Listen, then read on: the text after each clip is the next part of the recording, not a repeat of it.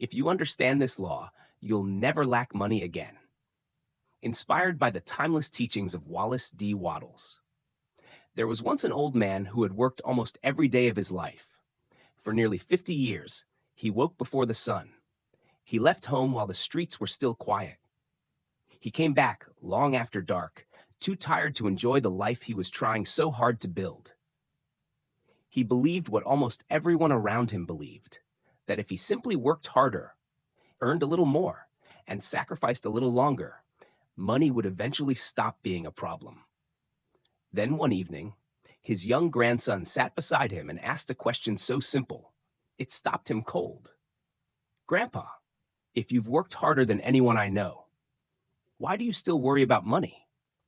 The old man didn't answer, not because he didn't hear the question, but because, for the first time in his life, he realized he had never truly asked it himself. Perhaps the problem had never been how hard he worked. Perhaps it was what he had believed about wealth all along. Welcome. In this audiobook, we'll explore one of the most influential ideas ever written about money, an idea that has quietly transformed the financial lives of millions of people for more than a century, not by teaching them to work harder, but by teaching them to think differently. Because once you understand this law, money is no longer something you endlessly chase. It becomes something you naturally attract through the way you think, the way you act, and the way you live. Let's begin. Chapter 1. The thinking substance, the true source of wealth. Long before the first bank opened its doors, before the first coin was ever minted, before nations built economies, or merchants exchanged goods across distant lands, there existed something far greater, an invisible intelligence, a creative force, a limitless substance from which every visible thing eventually emerged. Most people never think about it. They simply accept the world as it appears.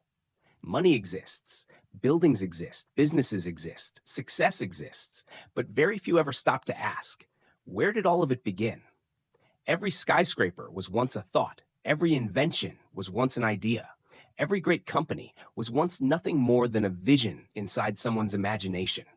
Long before something becomes visible, it first exists in a place no one can see. More than a century ago, Wallace D. Wattles challenged one of the oldest beliefs humanity had ever accepted. He believed wealth did not begin with labor. It began with thought. He wrote one sentence that would eventually inspire millions of entrepreneurs, business owners, and students of success. There is a thinking substance from which all things are made. At first, those words sound almost impossible. Because from childhood, we're taught something completely different. We're taught that money comes from hard work, that success belongs to those willing to sacrifice more, that if we simply work long enough, one day life will reward us. For generations, that belief became almost sacred. Factories were built upon it. Entire economies depended on it. Parents passed it down to their children. Teachers repeated it in classrooms. Employers reinforced it in workplaces. Work harder, stay longer, try more. Eventually, you'll become wealthy. But Wattles quietly asked a different question. If hard work alone creates wealth, why aren't the hardest working people always the richest? Why do construction workers, farmers, miners, and laborers often work longer hours than anyone else, yet struggle financially for most of their lives? Meanwhile, someone with a single brilliant idea can create value that transforms millions of lives and earns more in 1 year than others earn in a lifetime. Clearly, effort alone cannot explain wealth. Something deeper must be taking place. Wattles believed the universe operates according to invisible laws. Just as gravity quietly governs the physical world, there are unseen principles governing creation itself. Whether we understand them or not. Imagine standing in the middle of a vast forest, every towering oak surrounding you, once fit inside the palm of a hand. Every tree began as something almost invisible, a tiny seed, holding within it an extraordinary possibility. No one forces that seed to grow. It doesn't struggle. It doesn't compete with the trees beside it. It simply follows the laws that created it. Given the right conditions, growth becomes inevitable. Wattles believed human thought works much the same way. Every idea you repeatedly hold, every belief you consistently nurture, every mental image you strengthen is like planting a seed into the creative substance of the universe. Some seeds produce abundance, others quietly produce limitation. Most people never realize they're planting either. They spend years focusing on fear, scarcity, debt, competition, and uncertainty. Then they wonder why life continues reflecting those same experiences back to them. Not because the universe is punishing them, but because creation always begins from the inside, before it appears on the outside. Think about an architect. Before construction begins, the entire building already exists in remarkable detail inside their mind. Every wall, every window, every room. The workers simply bring that vision into physical form. Reality follows design.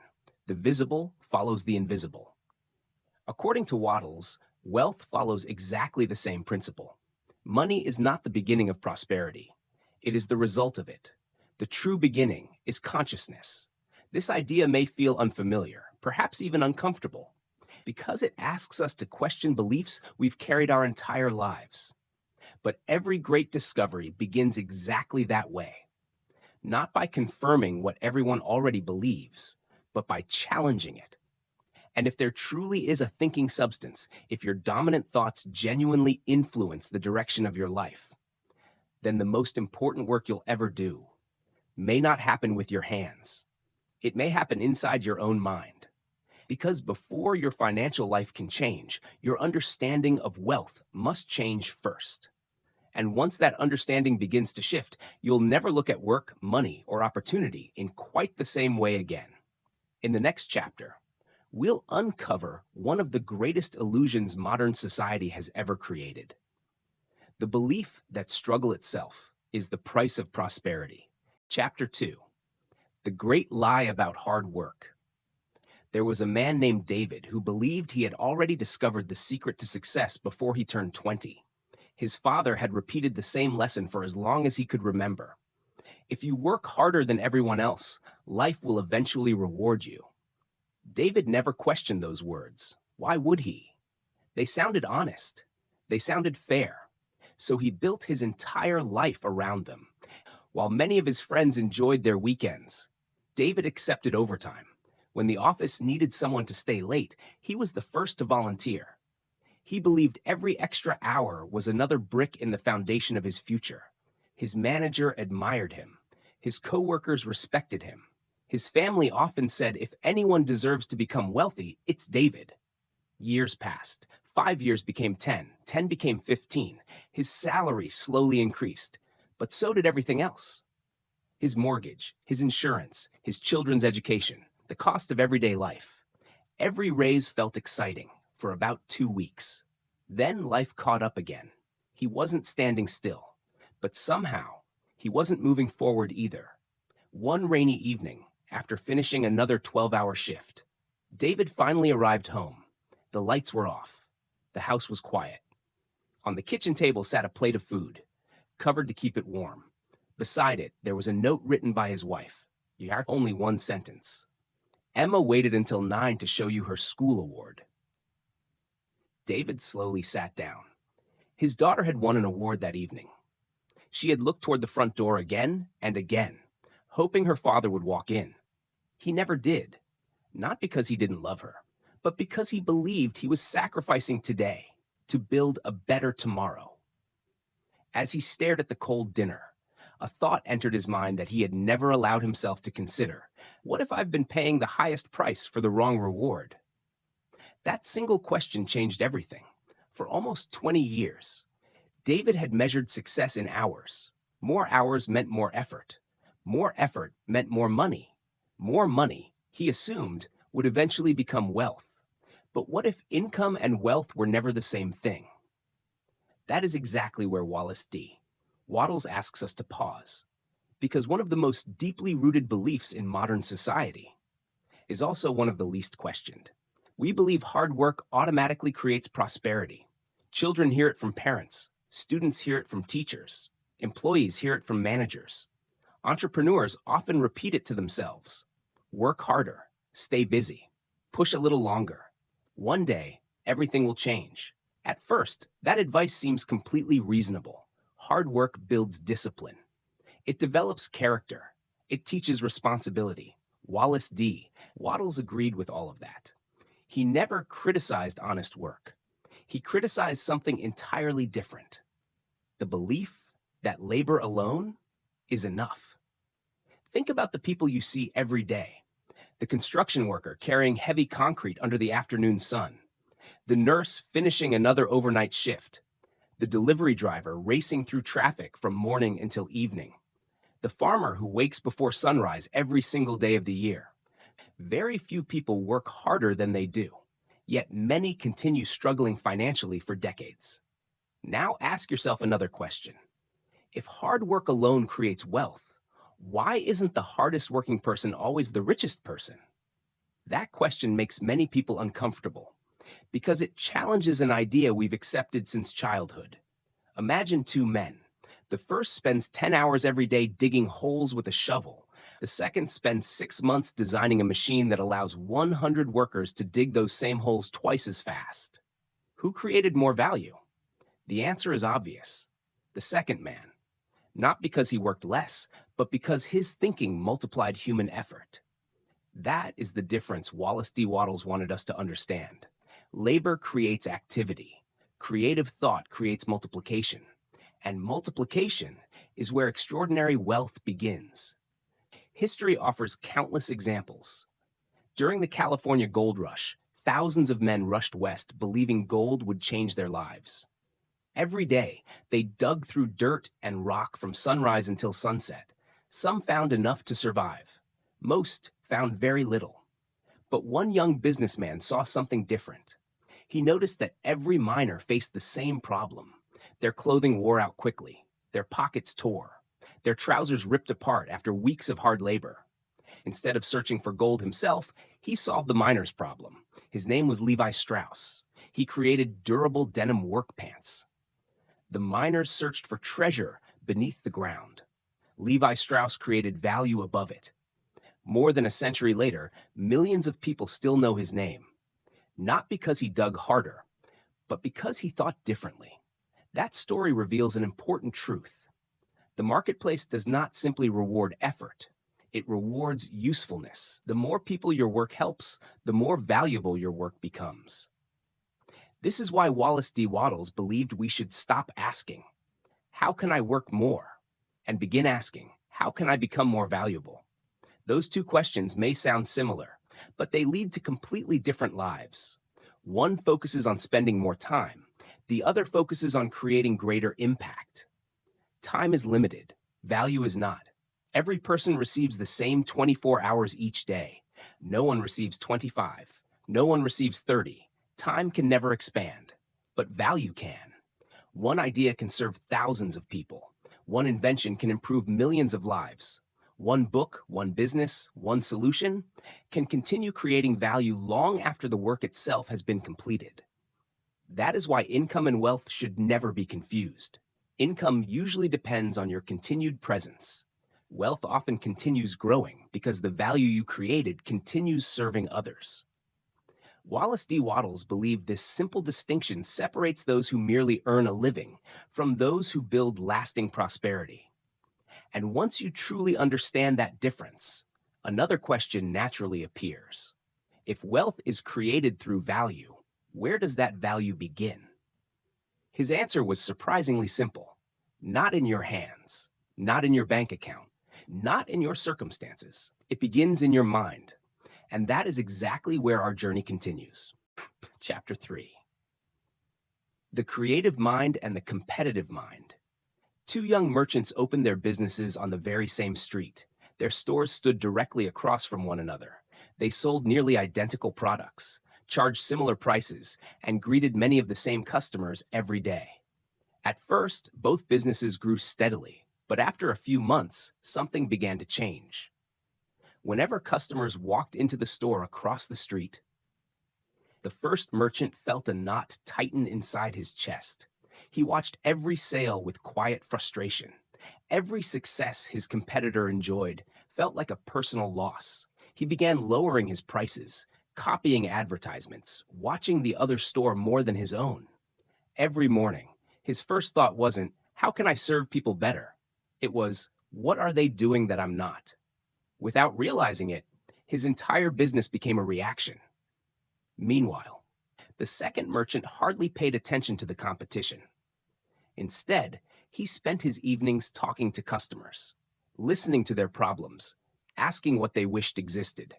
He introduced new services, created a better experience, learned new skills. His focus was never on taking customers away from someone else. It was on creating something people genuinely valued. 5 years later, one store had quietly disappeared. The other had expanded into 3 locations. The difference wasn't intelligence. It wasn't luck. It wasn't even capital. It was mindset. One man spent his life competing.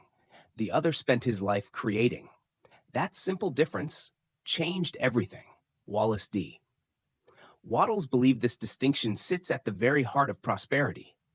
He argued that there are 2 completely different ways to move through life: the competitive mind and the creative mind.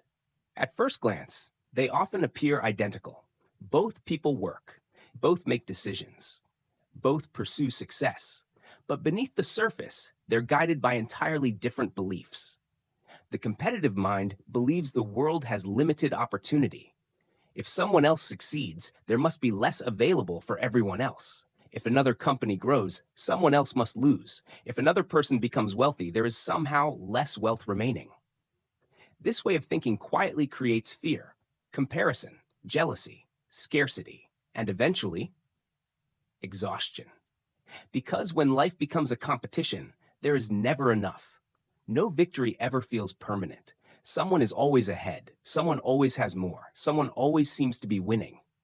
The race never ends. The creative mind sees an entirely different world. It understands that value can always be created. Ideas can be expanded. Problems can be solved. Lives can be improved. Instead of asking, how do I beat everyone else? It asks, what can I create that doesn't exist yet?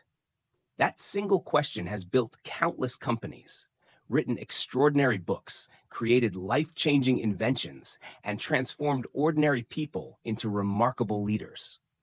Think about some of the greatest innovations in history: the airplane, the smartphone, the internet.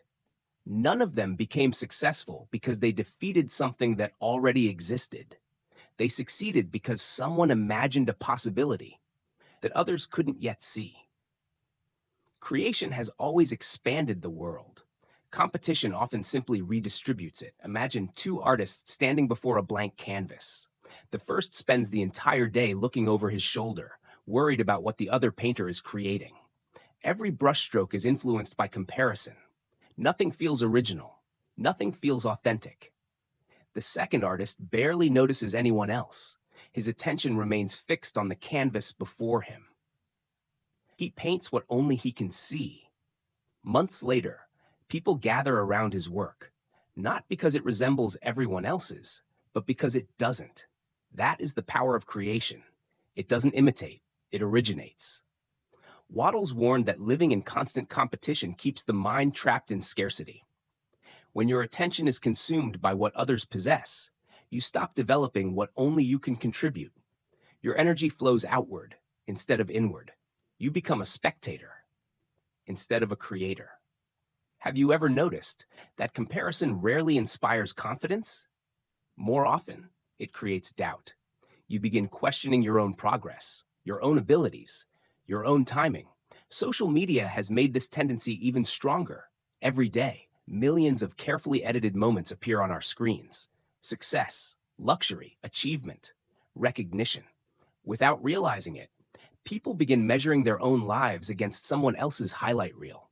But creation has never required comparison. A seed never competes with another seed. An oak tree doesn't envy the pine tree growing beside it. Each simply fulfills its own design.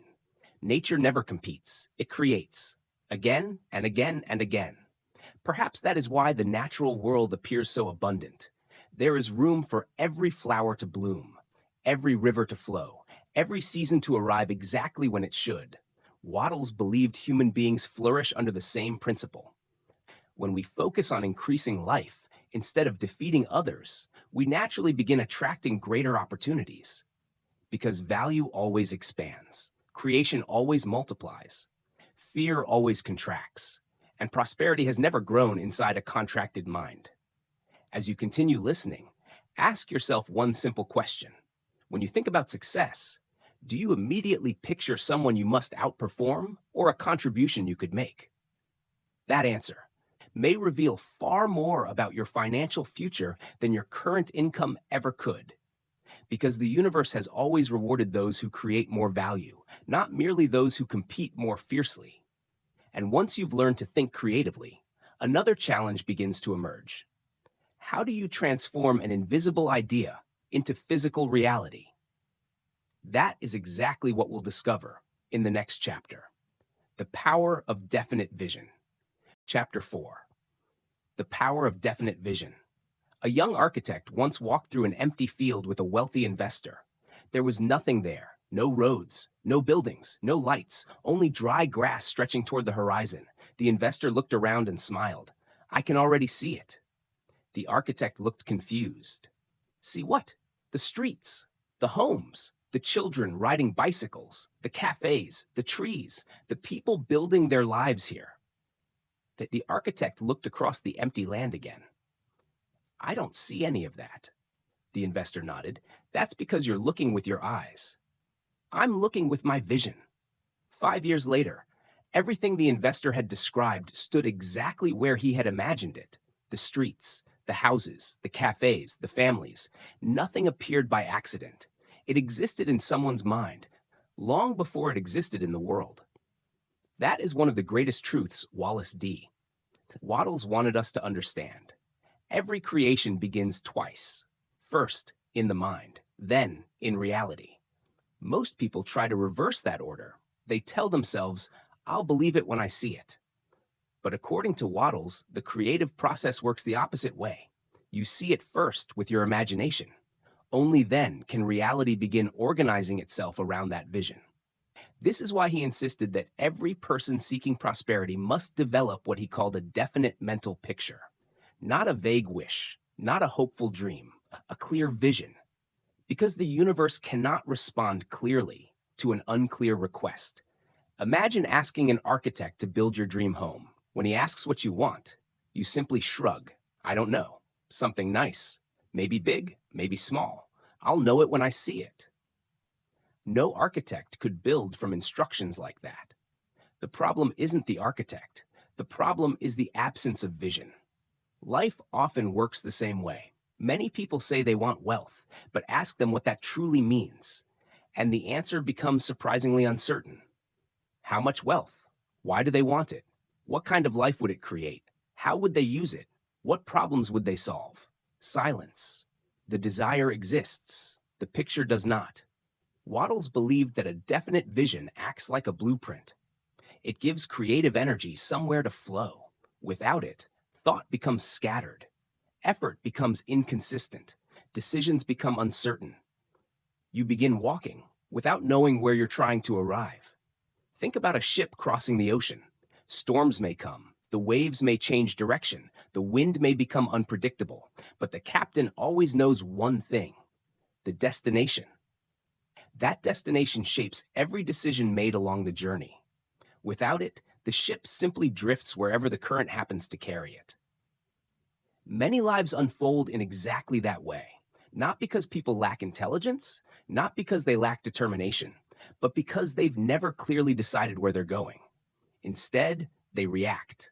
They respond to bills, to emergencies, to other people's expectations. Years pass, and movement is mistaken for progress. Yet being busy is not the same as moving toward a meaningful destination. A clear vision changes everything, because once the destination becomes real inside your mind, your decisions begin aligning with it almost automatically. You notice opportunities that once seemed invisible. You recognize people who can help you grow. You become more selective about where your time goes. Nothing magical has happened.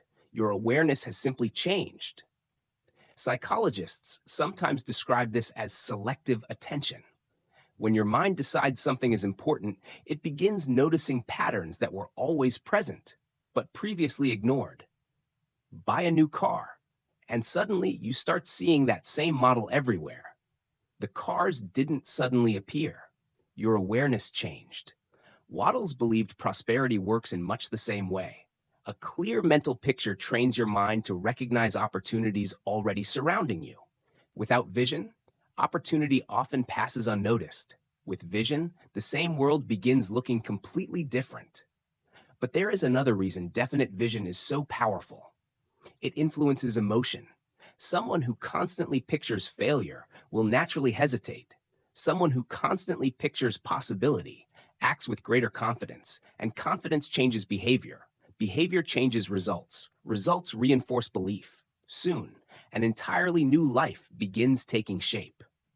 This is why Waddles encouraged readers to return to their vision every single day, not as fantasy, but as preparation, as a reminder of the direction they had consciously chosen. Because every meaningful achievement in history was once dismissed as imagination, before it became reality. Before the first airplane flew, someone saw it. Before electricity illuminated cities, someone imagined it. Before every great company, someone carried a picture no one else could yet understand. Vision has always come before evidence, never after. As you continue listening, consider this question. If someone asked you to describe your ideal life, could you paint it with complete clarity? Or would your answer remain uncertain, like an architect receiving incomplete plans? Because the clearer your destination becomes, the easier it becomes to recognize the path leading toward it. And once your vision is firmly established, another challenge inevitably appears. How do you remain faithful to that vision when the world around you insists it's impossible? That is the lesson waiting for us in the next chapter. The Power of Unshakable Faith. Chapter 5. The Power of Unshakable Faith. A young woman walked into the bank carrying nothing but a folder filled with handwritten notes. She wasn't wearing expensive clothes. She had no famous name, no wealthy family, no successful company behind her. All she had was an idea. The loan officer glanced through her proposal for only a few minutes. Then he politely closed the folder. "I'm sorry. This isn't enough. You don't have the experience. You don't have the capital. And honestly, I don't think this business will work." She thanked him, picked up her folder, and quietly left. Most people would have gone home believing the bank's decision had become reality. She didn't. She spent the next 2 years improving her plan, learning everything she could, meeting new people, refining every detail. Eventually, another investor listened. This time, someone said yes. 10 years later, the company employed thousands of people across several countries. Years after that, the very same bank that once rejected her asked to finance her next expansion. What changed? The economy? The timing? The luck? Perhaps. But before any of those things changed, one thing remained constant. She never stopped believing in the vision she carried, long before anyone else could see it. Wallace D. Waddles believed this was one of the greatest differences between ordinary thinking and creative thinking. Vision alone is not enough. A blueprint left inside a drawer never becomes a house. An idea locked inside your mind never changes your life. Something else must hold that vision together, especially during the moments when nothing around you appears to support it. That something is faith. Today, faith is often misunderstood. Many people associate it only with religion. Others dismiss it as blind optimism. But Waddles described faith in a much more practical way. Faith is the ability to remain mentally loyal to an unseen reality until it becomes visible. In other words, faith means refusing to abandon your destination simply because you haven't reached it yet. Think about a farmer. After planting seeds, does he dig them up every morning to check whether they're growing? Of course not. He waters them, protects them, waits patiently. Not because he can already see the harvest, but because he trusts the process. Imagine how absurd it would be if he planted corn on Monday, returned on Tuesday, found nothing, and concluded, "I knew it. It doesn't work." No one would call that wisdom. We would call it impatience. Yet many people treat their dreams exactly that way. They begin learning a new skill for 1 month. No immediate success. They quit. They start a business for 6 months. Growth is slow. They quit. They invest in improving themselves. But because visible results don't arrive instantly, they assume nothing is happening. Waddles warned that this habit quietly destroys countless opportunities because creation almost always happens beneath the surface before anyone can see it. Consider bamboo. For years after it's planted, very little appears above the ground. Someone unfamiliar with the plant might believe nothing is happening. But beneath the soil, an enormous root system is spreading, strengthening, preparing. Then, within a remarkably short period, the bamboo shoots upward with astonishing speed. People often call it sudden success.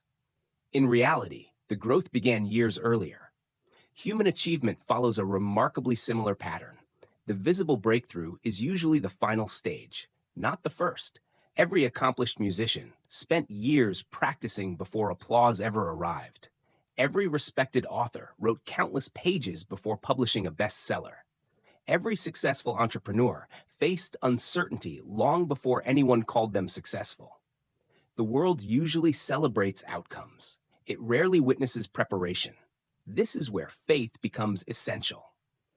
Not because faith magically changes reality, but because it changes you. It keeps you moving when emotions tell you to stop. It keeps your attention fixed on possibility instead of temporary disappointment. Without faith, every obstacle feels like proof that you're on the wrong path. With faith, the same obstacle becomes part of the path. Notice how differently confident people respond to setbacks. When something fails, they don't immediately conclude, "I'm not capable." Instead, they ask, "What is this trying to teach me? How can I improve? What should I change next?" The event remains the same. Only the interpretation changes. And interpretation shapes action. Action shapes results. This is why Waddles insisted that thoughts filled with doubt cannot produce the same results as thoughts supported by unwavering belief. Fear scatters attention. Faith concentrates it. Fear hesitates. Faith moves forward. Fear constantly searches for reasons something cannot work. Faith searches for the next step that can. That doesn't mean ignoring reality. It means refusing to let temporary circumstances become permanent conclusions. Every meaningful goal will eventually test your confidence. There will always be moments when progress feels invisible, when other people question your choices, when results arrive more slowly than expected. Those moments are not interruptions. They are examinations, not of your talent, but of your commitment. Because the question life eventually asks everyone is surprisingly simple. Will you continue believing in your vision before the evidence arrives? If your answer remains yes, your actions naturally remain consistent. And consistency, over time, creates extraordinary outcomes. But even faith alone cannot complete the creative process. You may believe with all your heart, yet remain exactly where you are, if belief never becomes purposeful action.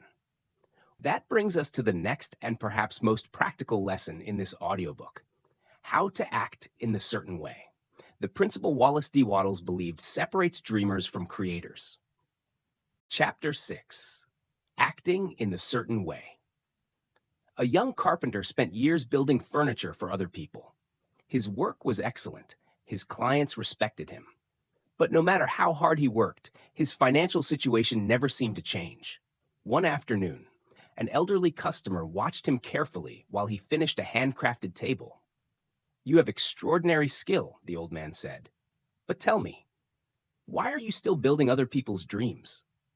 The carpenter laughed. "I don't have enough money to build my own." The old man smiled. "No, you don't build your own because you keep waiting until you have enough money. Successful people start building long before they feel ready."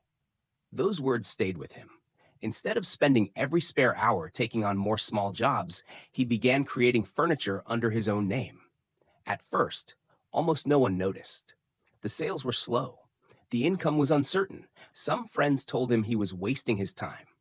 But every single day, he continued making one small improvement: a better design, a stronger reputation, a better customer experience. 5 years later, people no longer knew him as a carpenter. They knew him as the founder of one of the region's most respected furniture brands.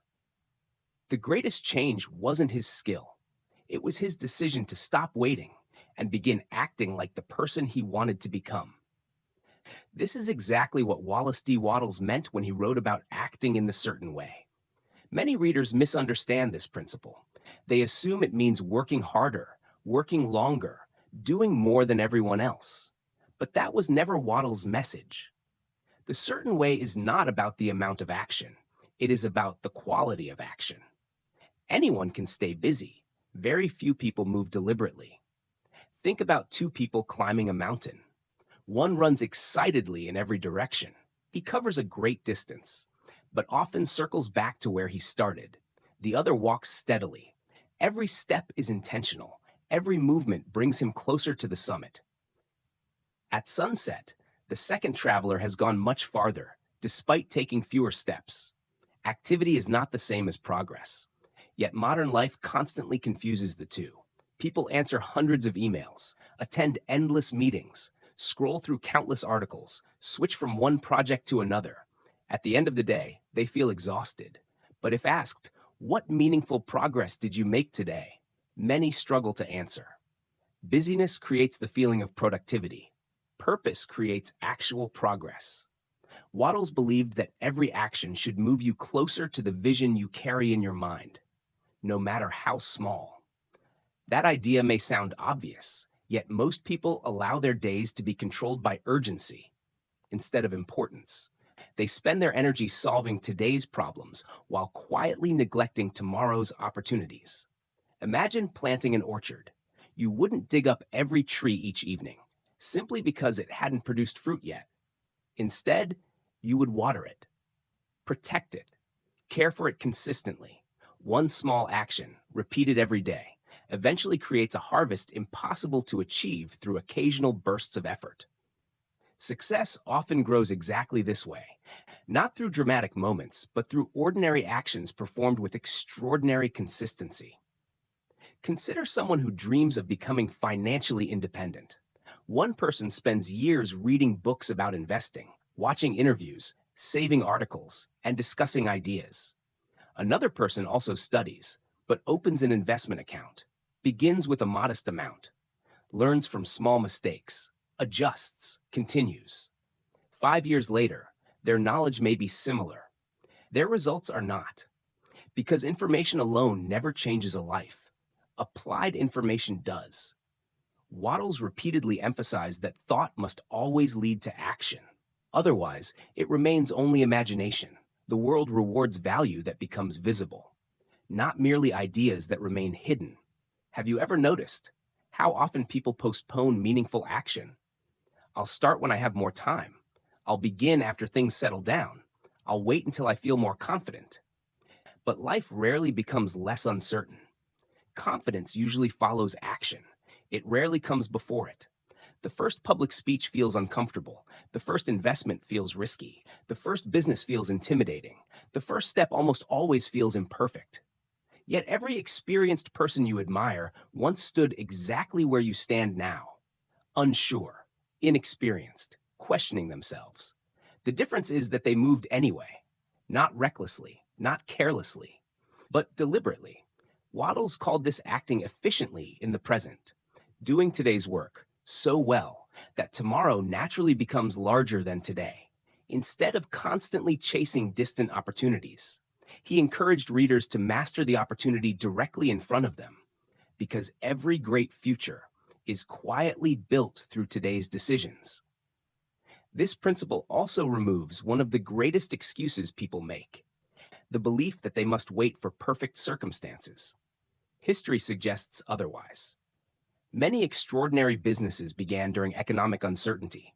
Many remarkable careers started with limited resources. Many influential books were written in ordinary homes, during ordinary evenings, by ordinary people who simply refused to wait. Opportunity often disguises itself as today's responsibility. Handle today's responsibility exceptionally well, and tomorrow's opportunity usually appears on its own. The certain way is not glamorous. It doesn't promise overnight success. Instead, it asks for something much more demanding: daily discipline, daily intention, daily improvement, small enough to repeat, powerful enough to transform an entire lifetime. As your actions become increasingly aligned with your vision, another remarkable change begins to happen. People notice, opportunities expand, relationships deepen, success seems to accelerate. Why? Because value has a natural tendency to attract more value. And that brings us to one of Wallace D. Wattles' most powerful ideas, the law of increasing life. Chapter 7. The Law of Increasing Life. A small family-owned bakery stood on a quiet street for almost 20 years. Every morning before sunrise, the owner unlocked the doors, prepared the dough, and greeted the first customers with the same warm smile. Business was steady, not spectacular, just enough to pay the bills. Then one day, a large international bakery chain opened only a few blocks away.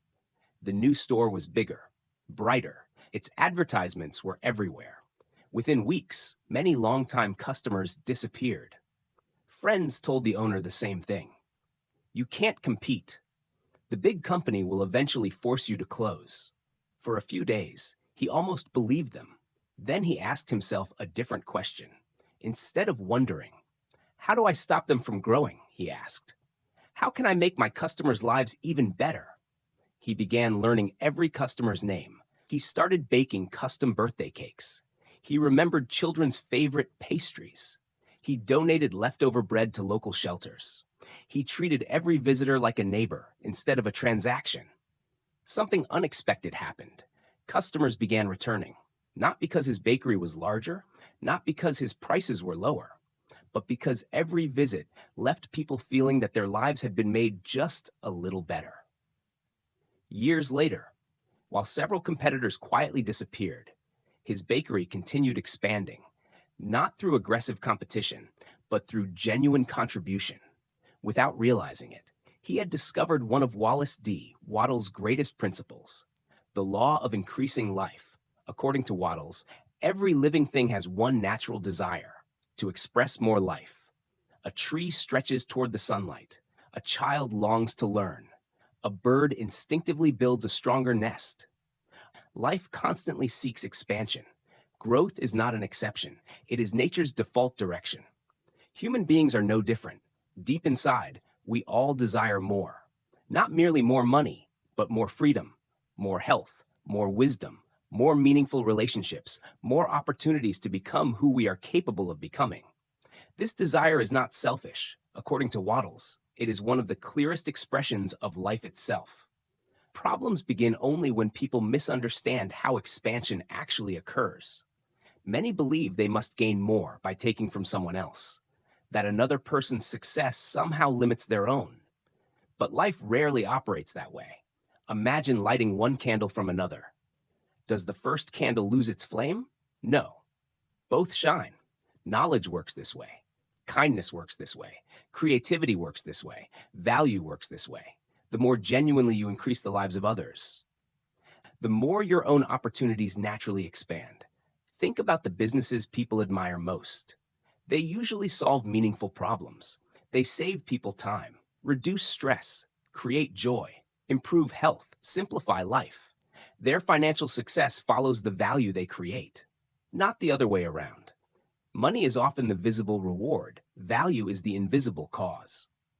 Wattles repeatedly reminded readers that wealth flows toward those who increase life. Every interaction becomes an opportunity.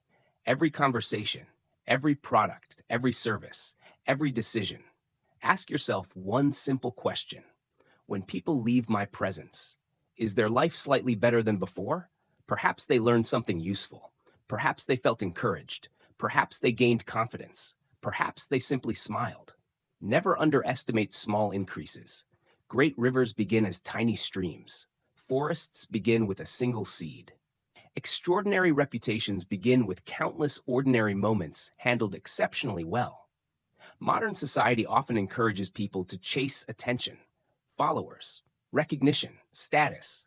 But attention is temporary. Contribution endures. The individual's history remembers most were rarely obsessed with becoming famous. They became unforgettable because they made other people's lives better.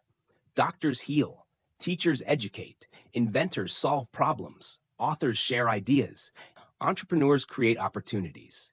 Each one expands life in a different way. That is why prosperity naturally follows meaningful contribution. Imagine two salespeople. The first asks, "How can I convince someone to buy?"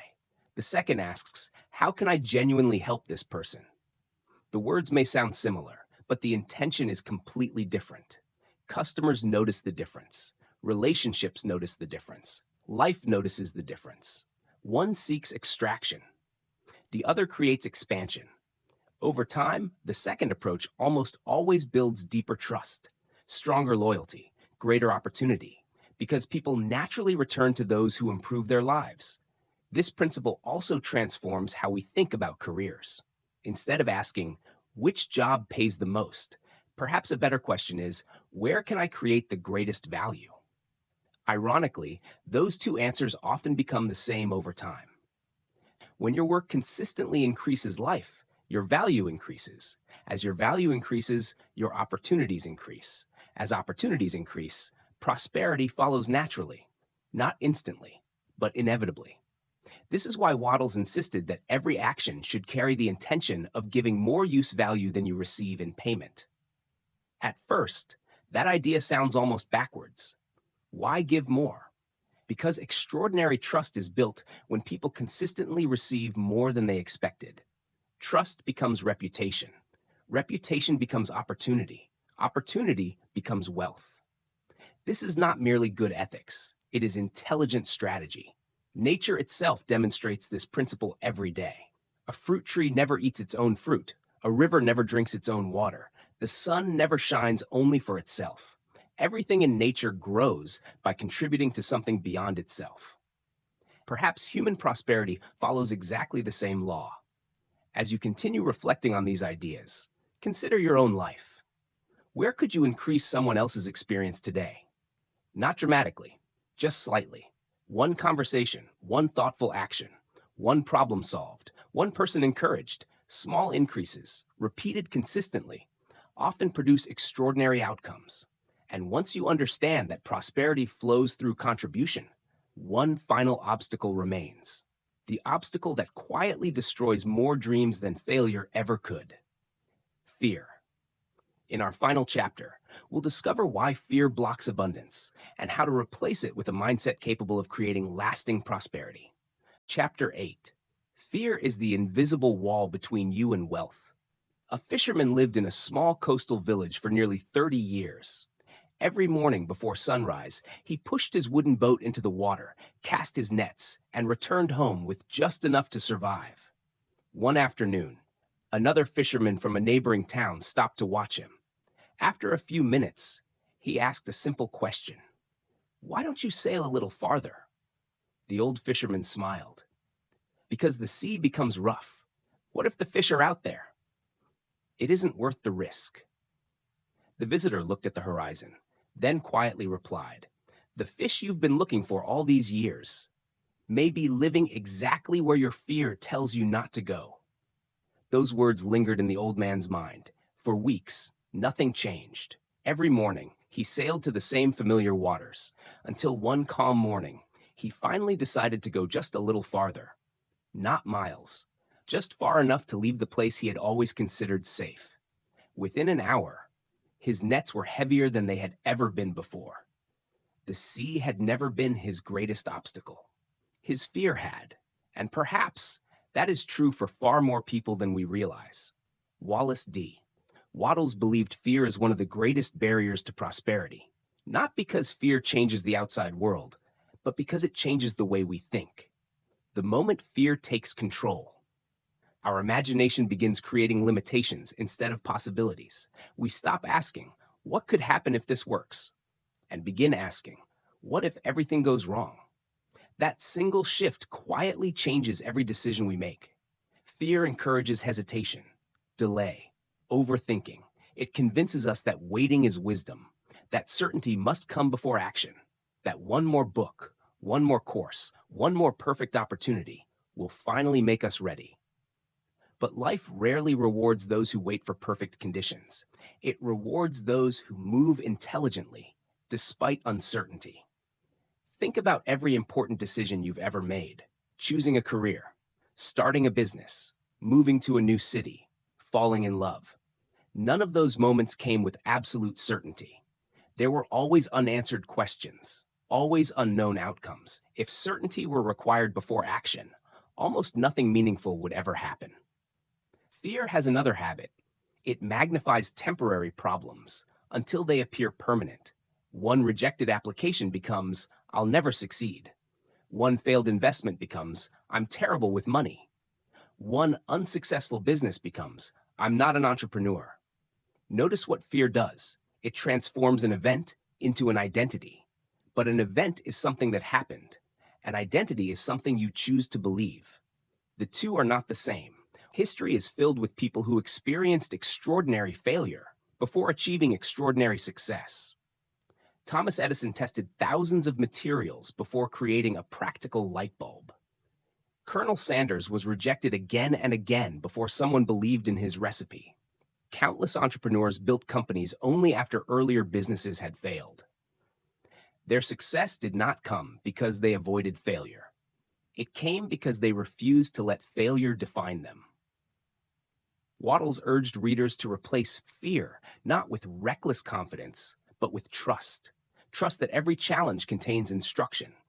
Trust that growth often feels uncomfortable. Trust that today's circumstances are not tomorrow's destiny. Imagine standing in front of a locked door. Fear whispers, "Don't even try. What if it won't open?" Faith quietly answers, "You'll never know unless you turn the handle." Most opportunities in life resemble that door. They do not announce themselves with certainty. They ask for courage first, then reveal what was waiting on the other side. This is why truly prosperous people often appear unusually calm. It isn't because they never experience fear. It's because they refuse to let fear make their decisions. They feel uncertainty and move anyway. They experience doubt and continue learning. They encounter setbacks and keep building. Over time, that habit creates a life that appears courageous. But courage has never meant the absence of fear. It has always meant choosing something more important than fear. As Wallace D. Wattles reminds us throughout his teachings, the universe responds most powerfully to minds that are clear, creative, grateful, and confident.